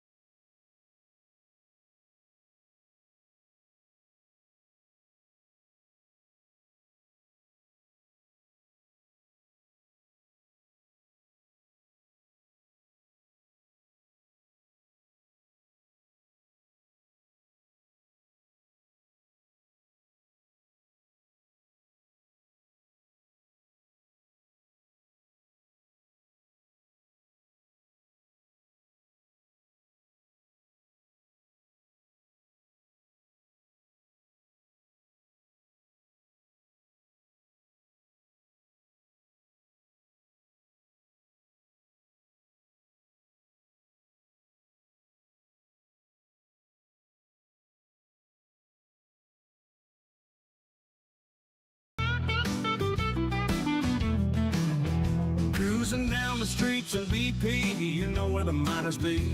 Tune in when the sun goes down, Miner Talk's the word in town. From the Sun Bowl to the lights, we're talking football every night. Win or lose, we're standing tall, El Paso's pride, we sing it on. Miner Talk, we're keeping it real. Every play, every drill, from the field to the mic, we're all in, ready to strike. El Paso nights, the stars so bright. Miner Talk's got the spotlight. Orange and blue, we never stall. Talking miners standing tall. Franklin Mountains in the back, with the miners on the attack. We break it down every snap, with every fan we bridge the gap. The Rio Grande that flows so wide, Miner Talk's our city's pride. From the lows to the heights, we're here for those game nights. Miner Talk, we're keeping it real. Every play, every drill, from the field to the mic, we're all in, ready to strike. El Paso nights, the stars so bright. Miner Talk's got the spotlight. Oh. It's over here. We've got Steve Kaplowitz here on location, and we are live, Crown and Anchor Pub, and this is so much fun to be out here. And it's even more fun because now we have the man, one of my great friends out of Conference USA, yes, sir. Eric C. Henry. Are we Conference USA friends? Are we college football friends? Oh my God! Are we just Texas friends now because we both live in the Lone Star State now and you're not in Miami? Are we L&J friends because that's the place that we took you when you were in the 915? I mean, I'm just happy to call you a friend. Period, man. Brother, first off, thank you for having me on. I hope that we are Sun City's friends. All right, There we go. I tell you this right now. My 2 trips I made out there in 2022, it was right to cover FIU, UTEP, and then of course FIU, New Mexico State. Fell in love with El Paso, man. Great city. So if we're really being, factual, it's probably Conference USA friends. Yeah. But I would take, El Paso friends at this point because L&J, phenomenal, by the way. Eric C. Henry, the man, the myth, the legend. He's in the building right now. Horns247. Check him out on Twitter at @EricCHenry_. He does the best job covering anybody I know, not only for football, but for men's basketball. So if you're a Longhorn fan, if you like to watch and follow along with the Longhorns, or if you're watching this game, UTEP versus Texas today, make sure to drop him a follow. Make sure to watch all his coverage as well. I had a chance to answer some questions for him on Horns247 earlier this week. But man, how has it been transitioning from CUSA and moving up in the world into the SEC and the Big 12 coverage? Adrian, listen, right? And it's hard to remember now with a lot of conferences as far as who's in the league, right? But I'll say this: a lot of UTEP, West Kentucky, Louisiana Tech covers, right? But FIU, passionate, but small. Okay, if there's one thing you cannot say about the Texas Longhorns, is that it's small. All right, so that certainly is the biggest South Florida, not even Central Texas. Listen, I'm a little upset because we're telling you Texas is exponentially higher. It's not even close. Right? It's the humidity, right? Well, but you're used to that. No, we have humidity before. But here's the thing, maybe it's not so bad. In Central Texas, you rarely get any cloud cover. That sun just beats down on you, and it is like up and you don't have any breeze coming off the coast. It's really all by the beach or Fort Lauderdale, it's just up. But the answer is it's been great. It's hard to believe. 2 years into my third season covering Texas football and men's basketball and the national fan base. Super excited. Yeah, Okay, I have to ask you because our listeners know you from your coverage from men's basketball. You joined us covering men's basketball, and there's obviously a big tie-in because Rodney Terry was the head coach at UTEP a couple, 6 seasons ago, I should say, and he's the coach all the way through 2021. He had an opportunity promoted as from an interim coach to the head coach over with Texas, and then recently let go. Now it's the Sean Miller era for men's basketball. How was that transition for all the UTEP fans out there who are wondering that? Yeah, end of the Rodney Terry era. Will and I had several conversations. Seemingly resembled the end of the Rodney Terry era at UTEP, right? Yes, In terms of, listen, Rodney being here in 2021. They did a right? Yeah. But the caveat was, you didn't get 5-star and chose to play college basketball. So I don't know. Next year, you're getting your guy Trey Johnson. Trey Johnson, I mean, for those who don't know, he's going to next year. Rodney Terry coached Richard Johnson's son. He's coach Trey Johnson's dad. So that was locked in. Okay, he's going to Texas. And man, that offense never came together. The amount of time it just was, hey, pass the ball to Trey, everyone clear out and Trey will score. And that works when, maybe you're facing a low-on tier SEC team or a team that maybe they're not night in, night out in the SEC, right? So to answer your question, in the Rodney Terry era, it was weird, man. It was obvious that Briscoe wanted to take his up when Rodney Terry faced Sean Miller a few seasons back, right? Basically, the winner of that game Chip Brown was one who extended the offense to the next level.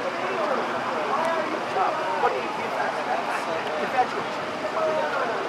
Never stopped, right? Never stopped. So fast forward 4 years later, Rodney Terry, to be honest with you, I didn't think they would win the SEC tournament. They did that wrong. The SEC tournament. They won a couple of games by, I'm getting ready to publish the story. Okay, Texas is the tournament. It also pops up in the first 4. Texas on the ball. They make the NCAA tournament, and for the first half, they were very close to the NCAA. But then Sean Miller got caged, Sean Miller off to a great start with what he wants to do. I think the biggest thing is this has been my primary defense of Rodney Terry. If I was to make NIL the best thing I did to it.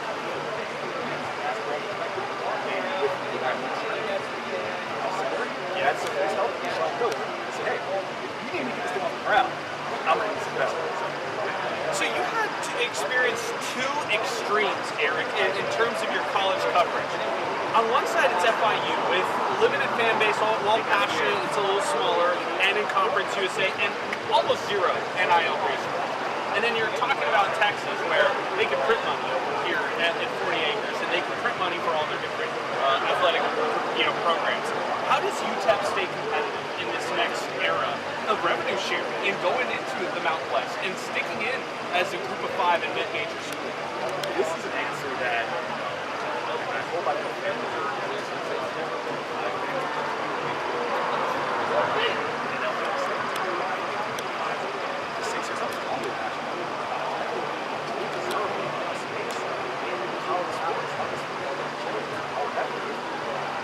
got to be told right. You have to treat, if you're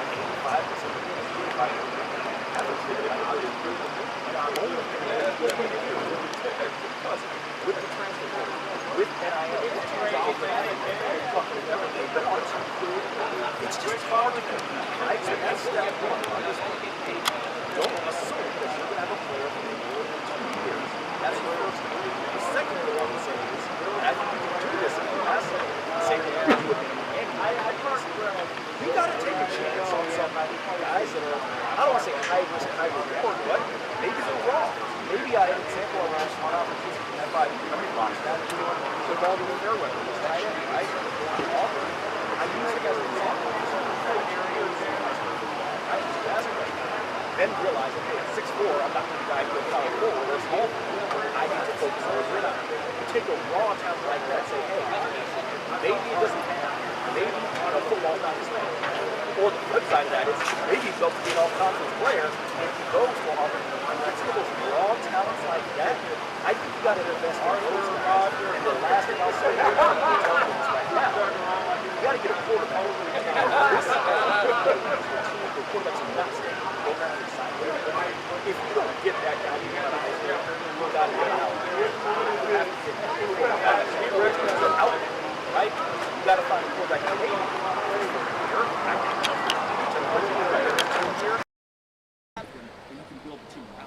Okay, so let's say you were gym center for a day, director of athletics for UTEP, and I gave you a budget of $500,000. Let's just say that. And UTEP's is a little bit more than that, right? But let's say I give you a budget of $500,000. And I tell you, okay, we'll go out there and recruit a football team. how do you prioritize where you go with that 500,000? If you're talked about, hey, prioritizing the quarterback position, making sure that one hits, and then maybe kind of building around that. How would you prioritize that money or that budget if that's all you had for something like NIL? Yeah, believe it or not, Adrian, I wouldn't prioritize a ton of that with quarterbacks. Since I said, I'm hoping, right, from the G5 program, you can get a P4 drop down, right? Someone who maybe, again, Malachi may be the extreme example, but realizing, hey, I need someone that can go play football, right? It's not about the NIL. You probably got a decent NIL bag from when you signed as a freshman or when you stayed, Malachi mostly went to Oregon State. Maybe you have some of those funds, so it's just about getting on the field. I want to prioritize in the trenches. That's the place you can still win football games at the 3-5 level. Offensive line, defensive line. Now, the catch-22 is, and I saw this happen a ton at FIU, those P4 programs, the second they see a left tackle, a nose guard, interior defensive lineman, they're going to go get him. But that's still where you can win games, right? We've seen Adrian, we've been around, conference USA in this league for a long time. I saw it at FIU. Yes, the skill position guys, Maurice Alexander went to the NFL, James Morgan went to the NFL, others. Yes, you need to have great skill position guys. But FIU went to 3 straight bowl games because they had interior talent. Tier Tart, who is still Tier to this day, as you saw Taylor Swift. He's still Tier to this day, God bless him. But a Tier Tart, guys in the NFL for the offensive line. That's where if I were Jim Center, I would say, hey, especially in the state of Texas, where you can recruit big boys like that. Let's recruit inside out and then find some skill positions. Because also, last thing I'll say is this, it's going to be easier from my perspective to find a skill position guy who doesn't have a home in recruiting, and maybe he comes to a UTEP, as opposed to a premier offensive line, defensive line talent. Those guys are still hanging around. That's so true. Eric Henry joining us right now. Horns 247. Join us right here, Crown and Anchor, as we continue live on the MinerTalk pregame show. Also live on Inspo Lens through YouTube, live on Inspo Lens through Twitter and X, and then, of course, back home at 600 ESPN El Paso. Eric, I'll throw this crazy thought to you, because you and I like to get crazy sometimes with crazy ideas, especially because you could see it from a G5 school like UTEP. You could see it from a mid-major school like UTEP. And I'll just say this. Let's say in a hypothetical world, UTEP head coach Scotty Walden and Texas head coach Steve Sarkisian are good friends off the field. Let's say off the field. And they strike a deal and they say, look, we want you at UTEP to be our developmental program. We want you to start getting some of these guys at freshman, sophomore, maybe even bounce back as a junior. But we want you to work with these guys for 1 or 2 years, and then that third year, that's a guarantee that they're coming here to 40 acres. It's a guarantee. After whatever this agreement is, they go and sign with the Texas Longhorns. But for now, we trust you. We like your play calling over there, Scotty Walden. We like your football program over there, UTEP. We are going to ask you to develop this guy for 1 or 2 years, and in exchange, we're going to pay his NIL. We're going to take care of this guy, and we're going to give him the bag, and he's got to sign on the dotted line this deal right here, that unless we have a coaching change or unless you have a coaching change, this is bound by that. This is bound by this agreement right here for the Longhorns and for the Miners. Could you see crazy things like that happening as far as UTEP maybe agreeing to being a developmental program here in the near future? This is what I'll say, Adrian, all right? Crazier things have happened. This is college sports. You can't write off any of this. I'll say this, all right? I'm going to answer the hypothetical, and then I'll kind of give, an actual answer to why I can see it happening in that scenario. In the hypothetical, yeah, if I were, for example, a Middle Tennessee, right, and I needed to turn to the University of Tennessee and say, hey, let's strike this deal. We talk about UTEP. We get FIU with Miami. I would upset a lot of FIU fans, but I digress, right? I could see that. Here's where the pitfall.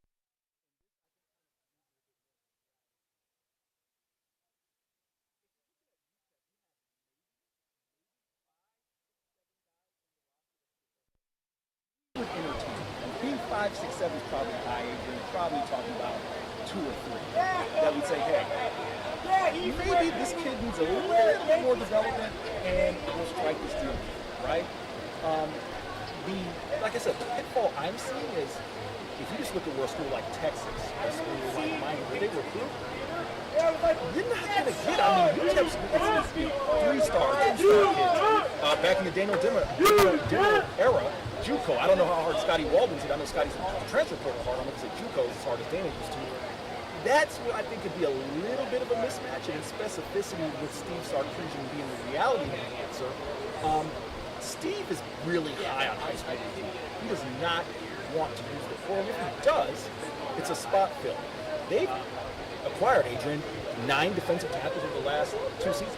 Wow. Just because they had a shortage in recruiting, right? So that's a spot where maybe in this crazy hypothetical you've created, right? Maybe Steve Sarkisian reaches out to Scotty Waller and says, hey, I see you got a kid that, is a little raw. For example, you play today, right? We see this kid's a little raw. How about, you just work with him another year, and we're going to have some guys who are going to graduate off our books. Then I could see that, but it'd be very, very select. I can see that totally. And then, but if you have a premier pass rusher, right. If you have a premier wide receiver who might not be able, it's a crowded wide receiver room at Texas. Yeah. It's a crowded running back room at Texas. Yeah. You talk about that pass rush rotation. You're not going to crack through that pass rush rotation unless you're ready to go to the league either next year or the year after. That's just the reality right there. You nailed it 100%, right? And if you're that type of talent at UTEP, right? You probably are, again, I hate to frame it this way, but we just got to speak, being real about it. You probably are getting out year 1 or year 2, right? I think the bigger issue, this is just for me, right? Again, I understand the hypothetical you laid out. This is the bigger issue for me as someone who's still a fan of Group of 5 football. Where are the guardrails? I've been very frustrated with the NCAA because the guardrails around NIL, the guardrails around the portal, right? You don't think that, for example, Texas played San Jose State last week. Danny Scudero, a kid who began his career at Sacramento State, got, quite frankly, beat a couple Texas DBs last week. You don't think that Steve Sarkisian is going to say, hey, let's keep an eye on that kid? Those things happen. That's how, for example, using an FIU example, Jose Borregales, former kicker, right, made the winning field goal against Miami. It was that week that Miami slid in his DMs and said, hey, we got an opening at kicker. Let's make this happen, right? So I'd like to see guardrails around that so G5 teams can at least protect some of their players. And quite frankly, I would like to see a way in that Group of 5 programs can be compensated, not from the player, to be clear, not from the player, from a program overall, if a player ends up at a P5, a P4. That I think, because you see in the NFL, so that I think should be on the table. So I love the fact that we're talking hypotheticals here with Eric Henry because he likes to think crazy things like me sometimes here on the program. But you tell me, now I'm thinking like loans, like soccer, where you're talking about, hey, could a player stand out for you at some place at a P or a G5, and then could a team take him away but have to pay UTEP maybe a fee or something like that? Hey, we're going to take Malachi Nelson from you after year 1 of his success, but in turn we're going to give you some cash and we're going to give you some NIL stuff. Look at what happened with Lamar Wilkerson over who left Sam Houston last year in basketball. It's a basketball exception. And then he goes back and gives a 6-figure deal to Sam Houston. That's unheard of right there. That's awesome stuff. But maybe you see more of those things happening in college football or in college sports in general for some of these mid-majors and G5s. I don't want to be like, oh, poor G5s, poor UTEP, but the reality is they can't compete with any of these guys. Yeah, and like I said, I don't think it should be incumbent upon the player to do that, although that was very honorable. That was the example I was trying to remember off the top of my head. I appreciate the fact that the kid's like, hey, this is the school that invested in me when I didn't have the Indiana offer, right? Yes. Let me give them back something. So because who can speak to the pitfalls and the challenges of being at a smaller program than the player themselves, right? So I do enjoy seeing that. However, yes, I do think, again, if you can find a way for the program, look at the NFL, right? If you there's compensation when players goes, depending on, the way they end up at different programs, or different teams, whether it's a draft pick or things of that nature. I do think there should be a way. Again, and I keep using FIU because I covered them, Adrian, they had something like 28, 29 guys over 5 years from the advent of the transfer portal go P5, right? Wow. And a lot of those guys were in the trenches. You can't rebuild that every year. And I'll say this, I'm not saying it has to be $1 million, right? If it's $25,000 per player, right? FIU could have used that money. If it's UTEP, and we can flesh this out and find ways to say, hey, depending on the scale of the player, a kicker versus a quarterback versus an edge rusher, we can do that and then find a way to compensate these programs so that at the bare minimum, they can go out and find the next player who Maybe in 2-3 years it's been the same situation, but I'll analogize it to, and you know the number, I don't know off the top of my head, the number that UTEP is being paid to come here to Austin, Texas, right? It's similar in that sense because, last example I'll give you, right? North Carolina A&T played UCF in football last week, right? And they asked the North Carolina A&T head coach, and I guess for the audience, I'm a UCF alum, that's why I'm using this example. They asked the North Carolina A&T head coach, hey, was it worth the $1.2 million, whatever you're getting paid? He said, no, because I just lost 3 quarterbacks. They all went down, right? Wow. That's where it's like there's a, what's the risk reward here, right? So in the same way you would talk about that with a UTEP coming here and you hope you get out injury free, I think it's the same thing when you talk about the NIL and transfer portal situation. Okay, Eric, I need your advice. Now let's talk a little Texas football. Okay? Let's do it. What's your advice game day as a media member? Because I want to sneak my way onto the sidelines, and I want to take some pictures on the sideline. So give me some advice. I tell you, tread lightly because Steve Sarkisian does not allow press box media onto the field on game day. And listen, I'll give you a funny example, right? So for the audience, each school has their own standards as far as where they allow media members. Most Group of 5 programs allow you to basically stay there throughout the entirety of the game if you really wanted to. Texas only allows press box media on the field with 5 minutes left in the game. Texas plays Clemson in the college football playoff. They didn't allow us on the field at all. For some reason, the CSC folks got the instructions confused, and they thought that we weren't allowed there at all. When in actuality, that was now a college football playoff game, and we should have been allowed on the field. It was not a regular season game with Texas and Steve Sarkisian's rules, right? So I'm being serious with you, Adrian. I mean, if you can find the right person, maybe say I'm with UTEP, maybe they'll let you go. But no, the CSC folks, the yellow shirts, are very serious. And, Adrian, they are in abundance. All right, Eric, here's my next question, because I need your advice. My favorite player of all time in any football uniform is Colt McCoy. Okay. How do I meet Colt McCoy today? If Colt is there, I would say, honestly, I'd say hang around the press box because the elevator, which would take you to the suites and other areas, it's the same elevator that takes you to the press box. Okay, right? okay. And they're doing construction in that area, so basically I think there's only like two elevators that are functioning. So, I mean, listen, the amount of times I'll say this, you talk about adjusting from FIU to Texas, the amount of times I've seen Roger Clemens or Ricky Williams or guys like Vince Young, right, just from being on the elevator. I'd say that's your best bet. Wow, okay, the elevator twist here from Eric Henry. I love it, getting the insider stuff that all of us want to know. All right, what has it been like covering this program now for 3-4 years? Is it year 4? This is season 3. Awesome, season 3. It's year 3 for Eric C. Henry on the Texas beat. What's it like? Well, the first thing that's noticeable is you see fans around here, right? And again, I'm not bashing FIU. Very small fan, very passionate fan base, but small, right? This atmosphere is unique, right? That's been the first change. I would say the amount of media, right? Like you went from being one of 2 people who covered the team full time to in any given day, you've got 24, and that's not including the Arch Days. The Arch Days are insane, right? Where you got 30, 40 people who are there, right? So that's been different. But overall, again, man, I can't complain. It's why, listen, I've always got time to come on ESPN 600 El Paso because you guys put me on well before I was covering Texas football. Now that I get hit up with these requests and things of that nature, I guess the job is a little more high profile. But man, I always got time for you. I always got time for the guys who put me on when I was not covering Texas. Well, it was great to see you when you were in the Sun City. I hope to see you soon. Yeah. I hope the fact that UTEP, I mean, we're already going to lock this in, so I told this to Corey Mose, but we're already going to lock it in. Eric Henry on the pregame show at Crown and Anchor in 2027. Okay, so we're going to lock it in right now, okay? And 2 things. 1, Corey Mose has got to stop stealing my spots, all right? I saw you had Corey on, great dude, excellent guy. Corey got to stop stealing my spots. I look up, he's here. I'm like, man, damn, Mose. That, and how about, I wrote this, how about we get this out at the Sun Bowl? Let's make it happen. I'm a huge proponent of P4s. If you're going to do a series, you can do 4-1. Yeah. Can you not give one to that fan base? So how about we get this out in El Paso? I'd love that. Eric, I don't know if you knew this, but the largest crowd ever recorded in UTEP football history was when they played the Longhorns in 2008. Yeah, I did know that. Yeah. That's awesome stuff.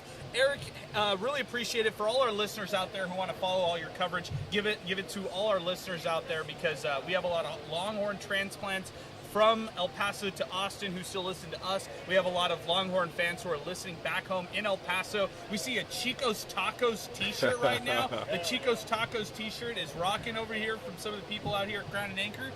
Give us, our listeners, some thoughts on where they can actually hear your coverage and actually read all your coverage for Horns 247. Yeah, no doubt about it. You can find me on Twitter or X, whatever you call it nowadays, at @EricCHenry_.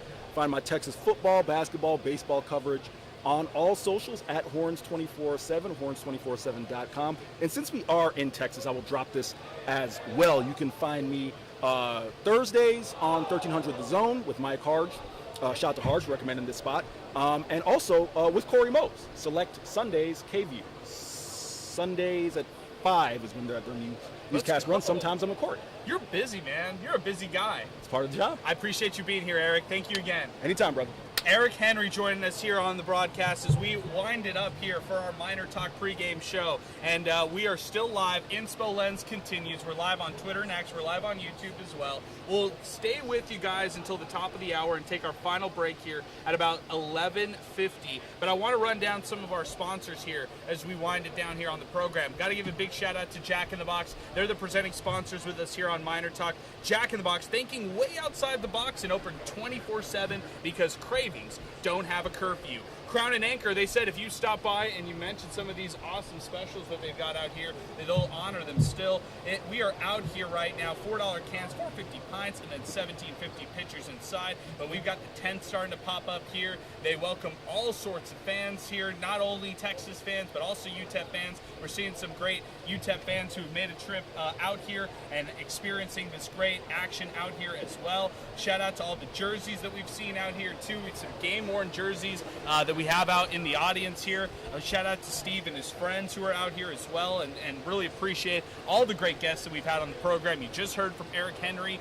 We had Voice of the Miners, John Teicher, on the program, along with Mondo the Monster Medina. Corey Mose, you just heard from him as well, the ABC outlet out here in Austin. And then big shout out again to Aaron Price, color analyst for the radio broadcast. Want to mention that as well. We will be live 1:15 back in El Paso for the pregame show. That will be on 95.5 KLAQ, and then the actual show will hit at 2:15 for the actual kickoff between the Miners and the Longhorns. That's all coming up. MinerTalk, of course, after the game, presented by Jack in the Box. We will be on as long as we can ahead of Chihuahuas baseball. We got some Chihuahuas baseball on deck tonight. That's a 6:30 first pitch out in El Paso. We'll be on as long as we can until that, and then everything live on Inspo Lens. We'll have YouTube live on Inspo Lens. We'll be Twitter live on Inspo Lens. We might even have a phone line on Inspo Lens that Chris has been able to cook up. So shout out to Chris, shout out to Boomy Dental, shout out to all our great sponsors here making our live stream happen. And by the way, I want to give a big shout out to Boomy Dental. Rooted in El Paso, Boomy Dental is inspired by you here in the 915. We're your El Paso dentistry with no long wait times, easy booking, and flexible rescheduling. New patients get 30% off treatment and cleaning, plus exam and x-rays for just $99. Mention El Paso Roots with an in-house membership, payment plans, and most insurances accepted. Visit boomydental.com, stop by at 1612 Lee Trevino on the east side of El Paso, or give them a call, 915-591-2525. That's 591-2525 today with Boomy Dental. They brought some El Paso Roots t-shirts out here. We got to give one to our pal Eric Henry before he leaves here on the program today. Also, shout out to Thomas Adams Apparel. I'm wearing my Thomas Adams Apparel hat right now, the Orange Swarm hat. They also have the Blue Blaze hat, the We Fence hat. We had somebody stop by and say, hey man, I've seen these hats. It was Andreas who said, I've seen these hats. I want to grab one of these. He took one of our Blue Blaze hats. He was one of our contest winners here today. So shout out to Andreas who had an opportunity to be out here and get that. You could stand out with Thomas Adams Apparel. You could buy one of these hats online. So if you're watching us online, you could buy one of these hats, thomasadamsapparel.com today. Use promo code TEAM, save $10. You get it for $25 in total. If you're in El Paso, you can also capitalize on free delivery in El Paso, in the city right there. So make sure to stop into thomasadamsapparel.com to check out these Blue Blaze, Orange Swarm, and We Fence hats that they have online. Also, big shout out to New Start Homes, mobile homes, tiny homes in El Paso and Las Cruces. That's newstarthomes.net for all of them. That's New Start Homes. Big shout out to them. And then our host here, Crown and Anchor. This spot is awesome. They've got the $4 cans. They got the $4.50 pints. They got the $17.50 pitchers. I've seen the pitchers flowing right now. People are grabbing the pitchers left and right, and this is really cool right there. JT Money back at the studios. I just want to bring you on and say thank you very much, man. We couldn't have done this broadcast without you. I really appreciate you producing the show and winding it down with us here on the program. As always, JT Money, you're the man. I really appreciate you.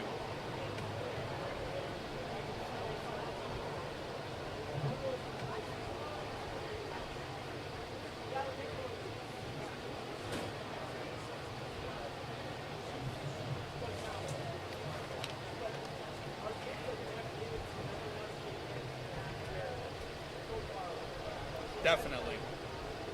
I'm with you, man. I'm with you completely. That's Jason Tafoya, who's joining us back at our studios as well as we start to wind it up. Just want to mention this one more time. Local time kickoff. It is a 3:15 kick here Central. We're getting ready for our coverage here at 2:15 on KLAQ 95.5. We got the Texas Longhorns. They're 7th in the country. The Miners 1-1. Longhorns 1-1 on the season as well. A lot of stuff to get into this one right here. Texas leading the series 6-0. Of course, the Miners, the last time they played was back in 2020. UT won that game 59-3. I think that over-under total we've been talking about all weekend long for the Miners, 7.5. Can they get over that? I think they're going to get right there at 7. So I'm going to take the under for UTEP right there in their total points. We'll see what happens here tonight. See if Scotty Walden can cook up something offensively in order for them to get more than just 7 points on the board, more than just 7.5. Let's see if this UTEP team can actually make that happen. But want to give a thanks to everybody who joined us out here in Austin, Texas. Want to give a big thanks to all the people out here at Crown and Anchor for giving us all this time here on the program today. And we're going to get ready for our coverage here in just a little bit. You can follow us on Twitter next at Adrian Broaddus, at 600 ESPN El Paso. All the great stuff that we're going to have all on our website as well, 600ESPNElPaso.com. That's where you can read the Miner Rundown, by the way. The Miner Rundown itself was so much fun to read from Zay Calindo. Big shout out to the great team at Football Friday Night last night for killing it on the high school football coverage and the high school football broadcasts and stuff like that. Really big shout out to all of them for all the great work that they did last night. Shout out to Sal Montes. He's also going to be back at our River Oaks Property Schoolyard Sports Studios, producing the game on 95.5 KLAQ and getting ready for, of course, some UTEP football here as it continues. We're going to wrap it up here with Steve Kaplowitz as he's now on site and wrapping up the show with us here on the program. And then we are getting ready for Texas and UTEP here in just a little bit. Steve, I love seeing all the people out here. We see the Chico's Tacos tea out here. We've seen all your friends stop by. We've seen the broadcast stop by. Our friends from Austin who've been part of the coverage as well here for today. Just a great vibe here at Crown and Anchor. Did it take you back to your college days? It has. It's listen, when you can catch up with great people and people you don't see very often, that's nice. But watching everybody else come by and seeing all the Texas shirts, seeing the UTEP shirts, I love it. You mentioned the Chico's Tacos shirt, that was great too. I think that individual works here at Crown and Anchor, and he's got the El Paso, Texas Chico's shirt on today. So no, it's really cool. The vibe is great. The whole scene here is exactly what you'd love to see. I hope we get something more like this in El Paso. I really do. I mean, take us back 20 years to when Mike Price was first there. They were winning. People were tailgating all day. It was an event. People could just have a great time hanging out with each other. That's the ultimate to me. So this place, look, it's Texas, all right? It's you're nationally ranked. You got an incredible on-campus life and off-campus life. So there's obvious reasons why this particular area does so well. But yeah, it's like the perfect spot before a big college football game. That's the best way to put it. So I asked Eric Henry for some advice today, trying to get on the field, trying to get some sideline shots and stuff like that. He said, don't even try. Steve Sarkisian himself will come kill us. So Eric Henry was giving us some advice and saying, stay in the press box. If you have a press box pass, you got to honor that and just stay in the box itself. So I guess we're going to be rule followers today, Steve. I don't know if we're going to be as adventurous as I may have thought initially. Does Eric go down with 6 minutes left to go in the game, or does he stay up there until the end? He does stay. He does go down 6 minutes after the game and stuff like that too. So he will go down when they're supposed to. It's not like he's You spend 95% of your time in the press box. The other 5% you get a chance to enjoy the field at DKR. Yeah, and then for us, we're hoping to rush out of there quick Yeah. because we're trying to get on live for MinerTalk on 600 ESPN El Paso. So we might have to miss out on some of that post-game presser. But I did hear that head coach Scotty Walden and some players will be available for us Really? El Paso media out there. So shout out to Brett Bloomquist. He made the trip out here from the El Paso Times. Sam Guzman from KTSM. All of them who got a chance to make the trip. EP Sportsnet, Mondo the Monster Medina saw him earlier today. He's going to be doing Puros Miners Bro Nice. later on the program as well. So shout out to all the El Paso media getting a chance to come out here and cover this game. I think Ruben Ramirez is here shooting right. for El Paso Inc., Gabby for the Times, Ace Acosta for El Paso Sports Network. So there is a good contingent of media. Great to see Sam coming down here. That's really what it's all about. And again, knowing that these two teams are going to be playing 3 more times over the next, 5-6 years, this is the perfect opportunity to kind of take it all in and realize this is going to become a pretty semi-regular thing around here. I don't know if you got the alarm from the Steve Foster alarm, but I already got the 2 double texts. Let me know if you want to come. And hey, I'm back in Austin. So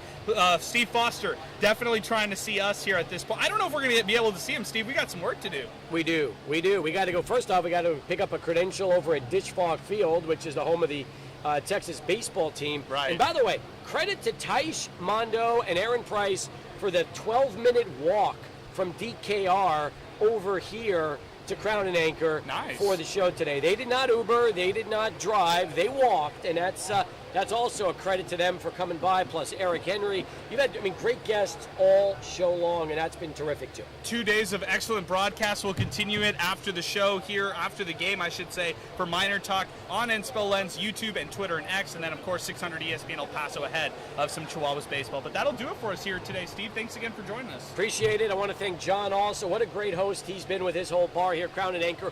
Opening it up to us today was over and above, so appreciate that as well. Yeah, we woke him up from a couple neighborhoods over, and he stopped by early to open early. And look at this place now. It is jam-packed, so it's awesome to be out here. 2911 San Jacinto. I messed up a couple times earlier. San Jacinto Boulevard. $4 cans, $4.50 pints, $17.50 pitchers. Let them know that you heard it here on 600 ESPN El Paso. But that'll do it for us here on the program. Special thanks to Jason Tafoya, to Chris from Inspo Lens. We'll be back in action right after the game, right here on 600 ESPN El Paso.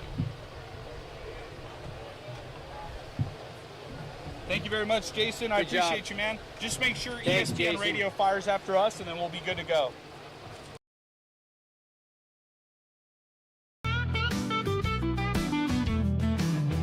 Cruising down the streets of BP, you know where the miners be. Tune in when the sun goes down, Miner Talk's the word in town. From the Sun Bowl to the lights, we're talking football every night. Win or lose, we're standing tall, El Paso's pride, we sing it on. Miner Talk, we're keeping it real. Every play, every drill, from the field to the mic, we're all in, ready to strike. El Paso nights, the stars so bright. Miner Talk's got the spotlight. Orange and blue, we never stall. Talking miners standing tall. Franklin Mountains in the back, with the miners on the attack. We break it down every snap, with every fan we bridge the gap. The Rio Grande that flows so wide, Miner Talk's our city's pride. From the lows to the heights, we're here for those game nights. Miner Talk, we're keeping it real. Every play, every drill, from the field to the mic, we're all in, ready to strike. El Paso nights, the stars so bright. Miner Talk's got the spotlight. Orange and blue, we never stall. Talking miners standing tall.